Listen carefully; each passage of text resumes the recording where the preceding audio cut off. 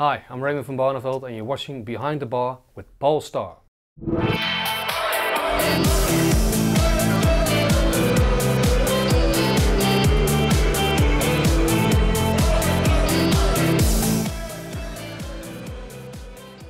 Welcome to Behind the Bar with Paul Starr, brought to you by William Hill, the proud sponsor of the World Darts Championship. It's the 2015 World Matchplay Day number 4. The first round, it's all done. It really hots up now. The final 16, and the last game on this evening is Gerwyn Price, the surprise winner in the first round, taking on Adrian Jackpot Lewis. And in fact, we're happy to say I'm joined from Blackpool by Adrian's manager, Keith. So Keith, first game, Joe Myrnin, 10-7. Adrian, were you happy with that? Was Adrian happy? Yeah, I think he was, Paul. I think he averaged just on 100. He finished really well. You know, some good two-dart finishes that were crucial. 880s. First game's always a bit edgy. First game of tournament. No one wants to go out first round. And, you know, at one stage, Adrian was 7-2 or 7-3 up. Missed a 10-darter. Joe then took out, you know, a ball finish. Then Joe had a couple of good legs. He started getting a little bit of momentum against him. But, you know, I think Adrian always had just a little bit in hand there to do the game. And, you know, I think it's nice to be pushed a little bit because it shows your bottle a little bit. And, you know, I think that Adrian's, you know, took out the good doubles at the right time and he feels very good.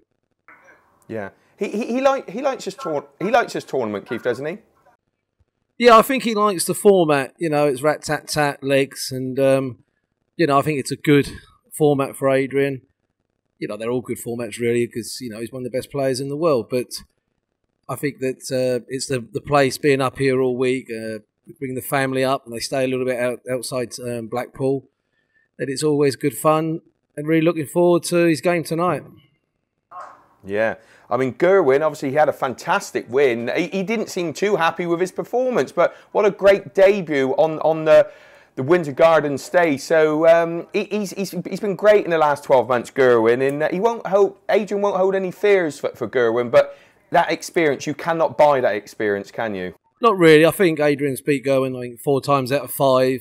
So Adrian's going to be a good favourite tonight, but Gerwyn, to me, is a very gritty type player. I saw him play Adrian a couple of times on the floor.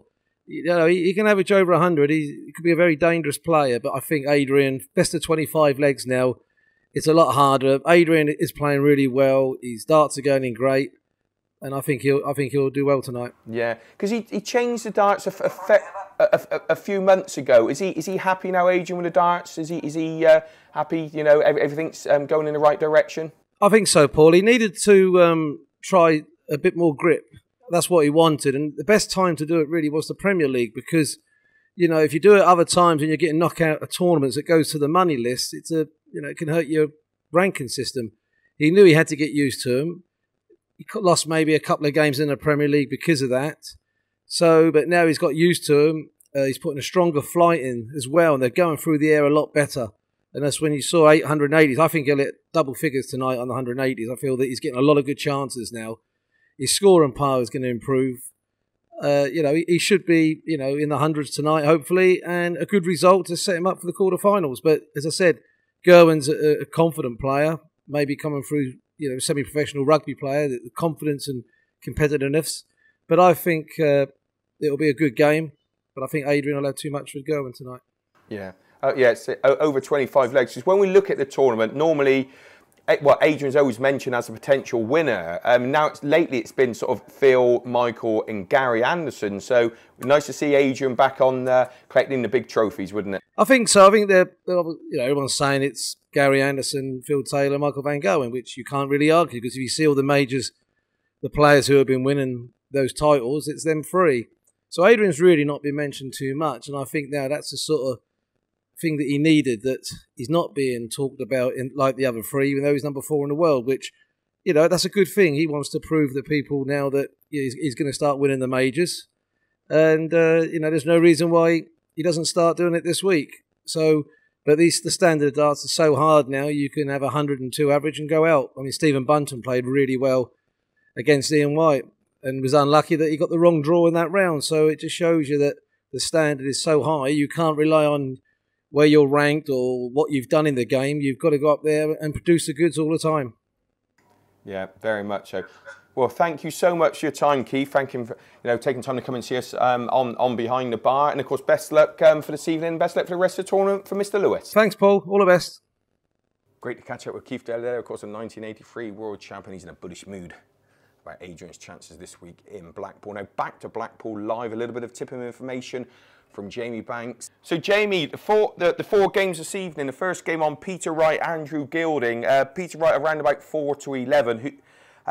Gilding 21-10. Is that too short on Peter Wright? Yeah, you look at it and you think it probably is a little bit, but could you really make a big case for Andrew Gilding? I personally probably couldn't. I think Peter Wright was excellent, and he told me the other day he has a lot more to come. 108 average, and he said to me, "No, I didn't play that well. I reckon I got a lot more in me." So, would I be rushing down the bookies to get on Andrew Gilding? I don't think so. So yeah, Peter Wright for me, but maybe worth swerving if you're looking at the outright markets on that one. Yeah, 4-11, a little bit too short. And then really the closest game of the second round of all 8 matches, Ian White 4-5, the Wizard Simon Whitlock even money. Well, obviously the bookies really can't split them. White was fantastic in the first round, wasn't he?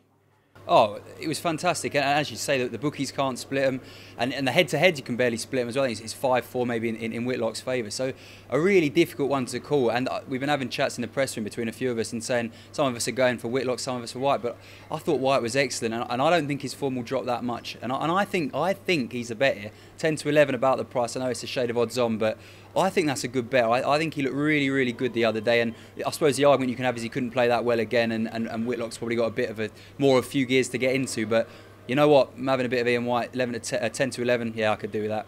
I think so, and I think he's probably the most underrated player in world darts at the moment. Talking about underrated players, Jamie Lewis. I mean, he's better than perhaps people seen, even though he got through against Justin Pipe. But 9-1. Can you have 9-1 Jamie Lewis to beat Michael Van Gerwen at 1-20? Is that possible? I probably couldn't have 90-1 to be honest, Paul. The poor lad.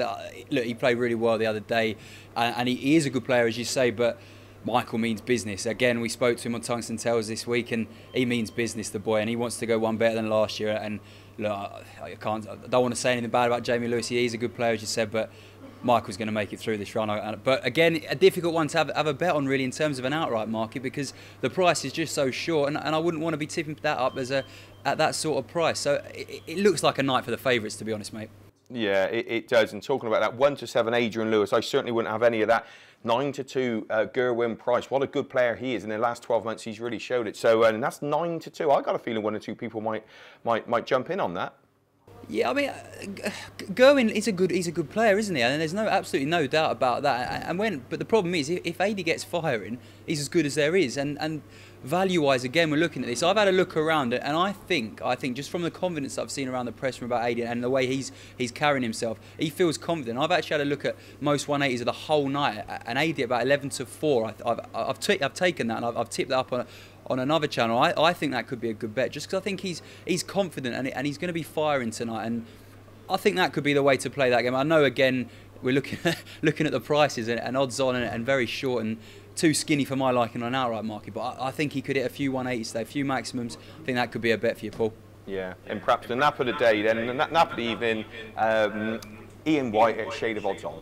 Ian White shades on. Another one I quite like is Peter Wright to hit the most 180s in his game.